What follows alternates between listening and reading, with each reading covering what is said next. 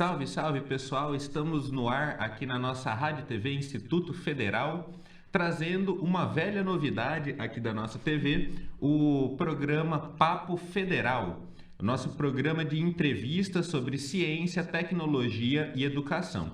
E no episódio de hoje, no episódio de estreia dessa nova temporada, nós teremos aqui a professora Fernanda. Professora, tudo bem? Tudo bem. Boa tarde. Boa tarde. A Fernanda, professora de Química aqui no nosso Instituto Suzano, vai trazer para vocês um olhar sobre a área e sua trajetória enquanto cientista. Bom, Fernanda, antes de tudo, como começou essa trajetória de ciência? Desde pequena eu sempre admirava assim, os cientistas quando eu estava no ensino médio ali, estudava ali os cientistas, eu tinha essa admiração. E aí eu queria ser cientista também, né? Então eu comecei eu estudava numa escola pública, né? No ensino médio, e aí depois eu passei na faculdade, né? Só que eu entrei numa faculdade de eletrônica primeiramente.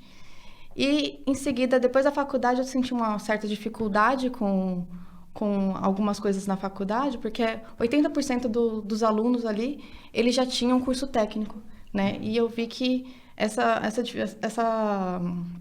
não é dificuldade, né? É uma certa dificuldade, sim, né?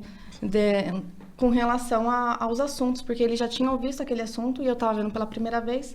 Então, eu acabei optando, depois da faculdade de eletrônica, fazer um curso técnico em química. Uhum. Aí, depois do curso técnico em química, eu acabei trabalhar na pesquisa, no IPT, né, fazer um estágio lá. O IPT é o Instituto? É o Instituto de Pesquisas Tecnológicas do Estado de São Paulo. E eu trabalhava no laboratório de partículas, né? Então, eu mexia com nanociências ali, nanopartículas, já no curso técnico. E aí lá os pesquisadores me incentivaram a fazer mestrado, só que eu queria fazer a graduação. Prestei os dois, acabei passando nos dois, né? Como o mestrado estava muito puxado, eu acabei optando por parar a licenciatura naquele momento de química que eu queria fazer e continuei no mestrado. Depois entrei no doutorado lá na USP, né? E depois do doutorado eu já vim trabalhar aqui no Instituto Federal. Bacana. Então, você tem uma trajetória bastante diversificada, né, em termos de áreas.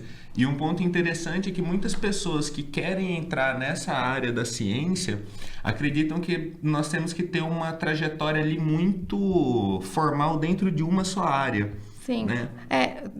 Até muitas pessoas me questionaram com relação a isso, né? O legal, assim, de você estar numa área multidisciplinar, porque eu fiz eletrônica, depois eu fui fazer um técnico em química, fiz um mestrado em nanociências e materiais avançados, para depois entrar num doutorado em química e fazer a faculdade junto com um doutorado em química de química. É legal que você consegue ver vários mundos diferentes e conversar entre eles, né? O que às vezes em algumas áreas tem uma dificuldade muito grande, né? De uma área entender os termos da outra área. Uhum. E aí, quando a gente tem uma formação assim, multidisciplinar, a gente consegue entender todo mundo. Então, é bem bacana isso. E no caso, assim, desse teu primeiro momento de contato, de deslumbre, vamos dizer, com a ciência, qual foi a primeira área? Assim, antes da química, teve uma... Teve. Eu tinha uma... Na verdade, eu queria muito fazer oceanografia, né? E dentro da oceanografia, existem 4 áreas, que é a oceanografia química, geológica, a biológica e a física. E eu queria fazer a oceanografia química, né? Como na época que eu fui prestar, foi uma época que foi divulgado até em rede nacional, que não tinha profissional na área, então a concorrência na USP assim, foi muito grande. Uhum. Né? E aí eu acabei optando por fazer primeiro a química para depois fazer a oceanografia, né? Me especializar na área de oceanografia. Só que aí o caminho foi totalmente diferente. A gente foi para eletrônica, para depois foi para materiais, para depois ir para química, né? Mas foi bem bacana essa formação. E eu acho que uma coisa também interessante é que a tua instituição de preferência surgiu um pouco depois na sua trajetória, né? Que eu acho que é outro ponto importante de ser destacado. Muitas pessoas acreditam que, assim, você tem que entrar numa graduação na universidade X ou Y para seguir a tua trajetória. Você vem de outras escolas e alcançou a tua escola ideal no longo desse trajeto, né? Sim, por eu ter já a graduação na área de eletrônica, né, isso já possibilitou eu entrar no mestrado e num doutorado numa área assim que eu não tinha tanto conhecimento, né, que eu tinha só o conhecimento técnico, mas eu tinha o conhecimento na prática também, porque eu acabei trabalhando em empresas químicas. Então, isso possibilitou ingressar na instituição para fazer realmente a química, né? E porque a formação, assim, independente da área, né, a gente começa a aprender como pesquisar e como estudar e como correr atrás de cada assunto, né? Então, a gente consegue chegar, assim, num patamar que chega uma hora que você acaba aprendendo sozinho, né? Bom, para finalizar esse bloco sobre trajetória, Fernanda, um ponto que é importante de ser destacado também é que, infelizmente, assim como várias outras áreas profissionais, a ciência também é permeada aí por uma série de problemas de machismo, homofobia, de preconceitos, racismos, preconceitos como um todo. Como foi, nesse sentido, a tua experiência de mulher cientista em uma área ali considerada majoritariamente masculina, né? Primeiro eletrônica, depois química? Sim, na química ainda tem também um pouco desse preconceito, só que é menos do que nas outras áreas. Eu senti muito na eletrônica, né? Porque quando eu entrei na faculdade era eu e mais 2 meninas. Então era bem complicado, assim, não só dos professores, que tinha um certo preconceito com as mulheres ali na área, como também, às vezes, alguns gestos com os amigos, assim, de, sabe? Você não vai conseguir fazer isso aqui, não sei o quê, sabe? Era complicado. E também na empresa, né? Porque várias vezes, quando eu fui procurar estágio para poder fazer o estágio na área, eles até falavam que tinham a vaga, só que depois que ia perguntar se era para mim mesmo, aí eles pegaram e já falavam assim, não tem mais, que não sei o quê. E começava a inventar várias desculpas para não incluir, né? E aí tem o legal, assim, é complicado, né? Porque por ter esse machismo, mas ao mesmo tempo dá aquela força para você falar assim, não, eu sei, eu posso, eu consigo. Né? Bacana, então, aquele estímulo de superar. Exatamente, o estímulo de superação mesmo, de você ser, não, eu vou conseguir. E consegui. Perfeito, meus parabéns. Obrigada. Fernanda, você manteve a mesma linha de pesquisa do mestrado para o doutorado. Sim. Como que foi o início desse processo? Na verdade, não começou no mestrado, né? Começou quando eu estava fazendo o estágio do curso técnico. Como eu trabalhava lá no Instituto de Pesquisa, lá no IPT, eu trabalhava no laboratório de partículas, né? E eu mexia muito com a parte de nanotecnologia lá. E aí eu queria continuar nessa linha. Foi quando eu escolhi a Universidade Federal do ABC para poder fazer o mestrado na área de nanociências e materiais avançados. Fui conversar, procurei um orientador assim que tinha um perfil mais ou menos que eu queria seguir, e aí eu fui conversar com esse professor, né? Pelo fato de eu gostar um pouco da área biológica também, eu conversei com ele que eu trabalhava com algumas coisas dentro do Instituto de Pesquisa lá no IPT, com análise em vivo, né? Então, eu mexia com orelha de porco, a gente mexia com a parte de câncer de pele, então a gente utilizava muito a orelha de porco para poder fazer os testes lá no Instituto. Essa era uma das coisas que eu queria perguntar, até desculpa, Fernando, você falou de nanomateriais, assim, pra gente, como que era, assim, mais na prática mesmo? Era usar tecidos, animais? Isso, na verdade, assim, era desenvolver, né, partículas que atuassem, no caso, a gente teve 2 projetos que eu estava em paralelo, fora o serviço que eu fazia lá. Tinha o projeto da minha orientadora, que era na parte de câncer de pele, né? E eu trabalhava meu trabalho era envolvendo filtro solar. Então, a gente fazia encapsulação de filtro solar, que era como se fosse pegar o princípio ativo do protetor solar, no caso, a gente utilizava filtros químicos, e a gente encapsulava, como se fosse fazer uma casquinha em volta do princípio ativo, né? E aí a gente fazia os estudos para ver se estava permeando na pele, para ver se estava ali na derme, se atingia ali os vasos, né? Então a gente tinha todo um trabalho envolvendo essa parte com seres, com animais, né? E foi a partir daí que começou a tua pesquisa de mestrado? Foi a partir daí, porque como eu estava na parte de laboratório de pesquisa, né? E eu mexia com essa parte em vivo, aí eu fui procurar alguma área que me interessava nessa parte, assim, tanto química, quanto um pouco da área de biologia, e a parte de nanomateriais, né? E aí eu conversei com o meu ex-orientador, né? Antes de entrar no mestrado, e aí eu falei mais ou menos da minha trajetória no Instituto de Pesquisa, ele gostou do meu currículo, né? E aí ele meio que em conjunto, eu falei que eu queria meio que trabalhar com essa parte um pouco em vivo, e aí ele propôs um trabalho ali para a gente mexer com a parte de materiais, nanomateriais, né? E também com animais também para fazer os testes. E aí a gente trabalhou na parte, como ele era da área de eletroquímica, né? A gente começou a fazer um trabalho ali na área de bioeletroquímica, né? E juntamente em parceria com uma professora de biologia, né? Que ela era especialista em fisiologia animal. E aí ela deu todo o suporte na parte biológica também. Perfeito. A gente falou aqui então em animais, em bioeletroquímica, em nanomateriais, e eu sei que a Fernanda desenvolve uma pesquisa de ponta. Então, conta pra gente, Fernanda, qual que é o escopo da pesquisa atualmente? Tá. No início, era utilizar biosensores, né? Ou seja, a gente desenvolvia um dispositivo, né? Eletroquímico, e aí nesse dispositivo, que era com fibras de carbono, porque o carbono é compatível com o nosso organismo, então a gente pegava e imobilizava enzimas também encontradas no nosso organismo para poder oxidar o sangue, né, a glicose que tem no nosso sangue, e reduzir o oxigênio também presente no nosso sangue.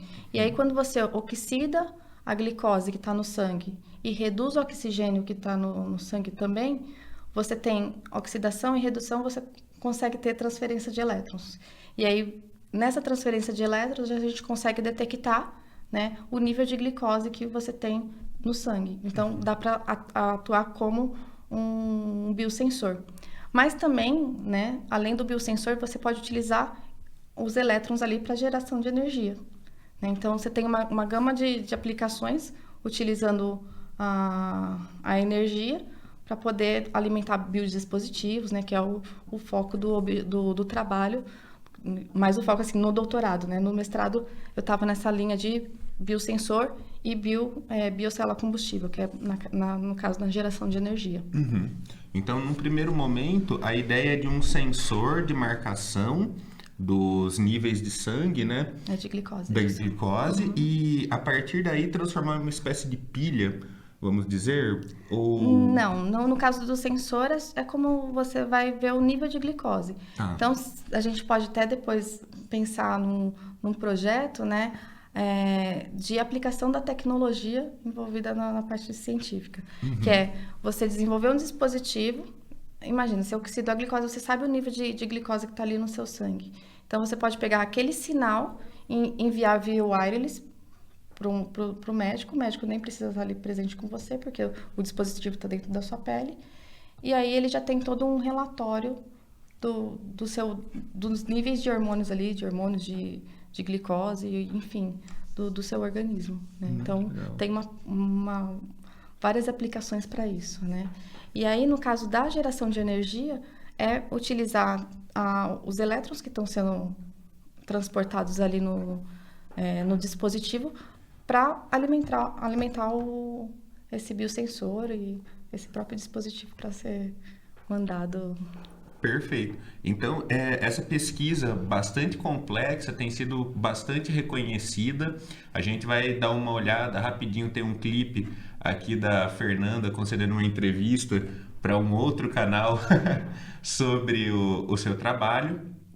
E eu acho que um ponto fundamental nesse caso, Fernanda, tanto no mestrado quanto no doutorado você se manteve na USP. né? Eu comecei o mestrado na UFABC. Isso. Na metade do mestrado, o meu orientador acabou passando lá para professor adjunto lá na USP. E aí ele surgiu a oportunidade de poder ir para lá também, terminar o mestrado e tentar já o doutorado na área. Uhum. Né? E nesse processo de transferência de uma instituição para outra... Foi um pouco complicado, né? Porque, assim, na época eu já estava casada, meu marido estava terminando a faculdade ainda aqui aqui em São Paulo. E aí eu ficava lá na semana lá, né, em São Carlos, desenvolvendo a pesquisa, e tinha algumas disciplinas também para finalizar aqui na UFABC. Então eu vinha de sexta-feira fazer a disciplina e já aproveitava e ficava o final de semana aqui. Então era esse trânsito São Carlos, São Paulo. Um bate-volta difícil, né? Difícil, que ainda continua, né? Fernanda, no último bloco nós falávamos sobre a sua pesquisa, sobre o desenvolvimento dela, alguns resultados. Como essa pesquisa você vê em termos de futuro? Que aplicações ela pode desenvolver ainda? Assim, no mestrado, como eu falei, né, a gente estava trabalhando com animais para geração de energia ali. No caso, eu utilizei o sangue. Então, o dispositivo estava implantado dentro da veia do rato. Né, que no caso, a gente utilizou um rato para poder fazer a pesquisa. E essa era dentro de uma veia jugular e essa veia é bem próxima do coração ali. Então, esse dispositivo poderia ser substituído, né, aquelas baterias de lítio que o pessoal utiliza em dispositivos de marca-passo. E aí, só que você vai ter o quê? A geração de energia ali com o seu próprio organismo, dentro do seu próprio organismo, né? Então, dá para utilizar como marca-passo, dá para utilizar como bioestimulador no sistema nervoso, tem uma infinidade de aplicações aí na área médica. Né? E que a torna, então, por exemplo, menos invasiva do que um marca-passo ou algum outro produto biônico, digamos, em que você precise trocar, por exemplo, uma bateria, né? Exatamente. Como você está o eletrodo ali é de carbono, então você implanta ele dentro do sistema, né, do organismo, e ele mesmo fica ali, né, atuando sem precisar de ficar fazendo cirurgias para poder trocar, que nem uma bateria de líquido que você tem que ficar trocando periodicamente. Então, você implantaria uma vez e geraria a eletricidade, né, a energia ali no sistema, ou utilizaria ele como biosensor. Muito, muito legal. São aplicações aí Sim. fundamentais, né? Sim. No caso, quais animais vocês fizeram os testes, assim? Como que foi o uso de seres vivos na pesquisa científica? No caso, a gente utilizou no mestrado o rato, né? Então, a gente utilizava para implantar dentro da veia. Já no doutorado, o foco maior do trabalho era na questão de miniaturização. Uhum. A veia já é pequena, né? Então, o nosso desafio era tentar miniaturizar ainda mais o dispositivo, né? E aí a gente utilizou a formiga para poder fazer utilizar a formiga como o animal ali para fazer os testes da miniaturização desses dispositivos. Na biologia, a gente junta tudo aquilo que falou nos outros blocos, né? Sim. Microeletrônica, exatamente.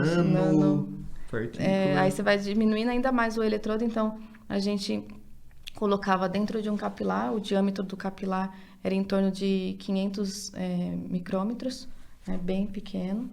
E aí a gente manipulava o material ali dentro, né, o dispositivo, e colocava na cabeça da formiga para utilizar a hemolinfa agora, né, como o nosso fluido para poder gerar eletricidade, porque a gente utilizava a glicose que tinha na hemolinfa e o oxigênio também presente. Nossa, muito bacana. Que outras áreas a pesquisa também poderia contribuir? Como eu falei, a gente utilizava as formigas, né, como o nosso suporte ali para poder fazer os testes. Então, a gente está miniaturizando, né, o dispositivo e colocando em um animal muito pequeno, né? Então, esse animal, ele pode ser utilizado, a gente pode fazer... tem uma área, que é a parte de biorrobótica, né? Que eles utilizam animais ou partes de animais, né? Para poder desenvolver esses dispositivos, esses micro-robôs, para poder chegar em lugares de difícil acesso, né? No caso de desastres ambientais, então, um terremoto, por exemplo, que tem os escombros que às vezes o ser humano não consegue acessar, né? Esses micro-robôs, eles podem chegar nesses lugares. Então, assim, eles utilizam muitos modelos animais, né? E aí, no caso, quando a gente trabalha o dispositivo pensando na formiga, né? É justamente por ela ser pequena, né? Ou tem outros trabalhos também na área, que é utilizando baratas, né? E aí, esses animais, eles teriam acesso a lugares que o ser humano não conseguiria acessar. Perfeito. No caso de um desabamento ou de um soterramento, Sim. no qual o tempo é muito importante, Sim. as pessoas poderiam ser encontradas Mais facilmente. Perfeito. Bom, é uma pesquisa de ponta, ainda os efeitos serão feitos aí, né, ao longo dos próximos anos. E para a gente encerrar, Fernanda, esse bate-papo, o que você traria aí, o que você diria para futuros cientistas interessados na área de química, interessados em ciência em geral? Qual conselho a professora, a pesquisadora Fernanda daria para esses jovens? Em primeiro lugar, né, acreditar em você mesmo, que é o princípio assim de tudo, mesmo que a pessoa fale, você não vai conseguir, porque eu já escutei várias vezes, antes de entrar na faculdade eu escutava, você não vai conseguir. Então, assim, acreditar em você e falar assim, eu posso, eu consigo, eu vou fazer isso, que você vai chegar onde você quer chegar. Perfeito. E com uma mensagem aqui bastante positiva, convidando as pessoas a se interessarem, a lutarem por seus sonhos nessa área, a gente encerra essa primeira edição da nova temporada do Papo Federal. Professora Fernanda, muito obrigado. Obrigada eu. Valeu. Muito obrigada. Até a próxima, pessoal.